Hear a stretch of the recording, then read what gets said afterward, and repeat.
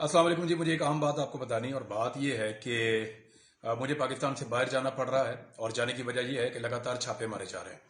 मेरे इर्द गिर्द सर्वेलेंस की जा रही है, मेरे मुख्तलिफ जो रिश्तेदार हैं उनका पीछा किया जा रहा है, मेरी टीम के मेंबर्स का पीछा किया जा रहा है और हमें परेशान किया जा रहा है। मुख्तलिफ सोर्सेज से मुझे इतलात भी मिली हैं कि कुछ रेड करने के लिए मजीद टीमें तैयार की गई हैं और मुझे गिरफ्तार कर लिया जाएगा। इससे पहले मुझे धमकाया भी गया था इस सूरत हाल के हवाले से, लेकिन मैं अपना काम करता रहूँ, आइंदा भी करता रहूँगा।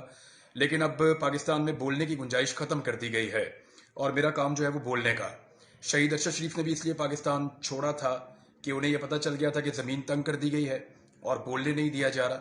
मुझे भी बदकिस्मती से इसीलिए पाकिस्तान से जाना पड़ रहा है कि यहाँ पे बोलने नहीं दिया जा रहा और सरजमीन तंग कर दी गई है।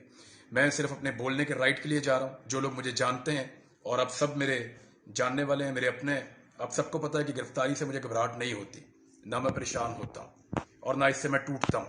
मैंने बहुत सारी चीज़ें बर्दाश्त की हैं, मैं और भी कर सकता था, लेकिन ये वक्त है बोलने का। आवाज़ बंद नहीं होनी चाहिए, इन्फॉर्मेशन जानी चाहिए। अब मेरा काम है एनालिसिस करना, इन्फॉर्मेशन देना, चाहे किसी को पसंद आए चाहे ना आए। अपने इस राइट के लिए मुझे पाकिस्तान से बाहर जाना पड़ रहा है और मेरी पूरी फैमिली ने, दोस्तों ने, मेरी टीम ने, सब ने मुझे मशवरा दिया है कि अभी आप मूव करें और जैसे ही कुछ थोड़ा सा पाकिस्तान के अंदर इंटरनेट खुलता है, चीज़ें बेहतर होती हैं, तो फिर पाकिस्तान वापस आ जाएं।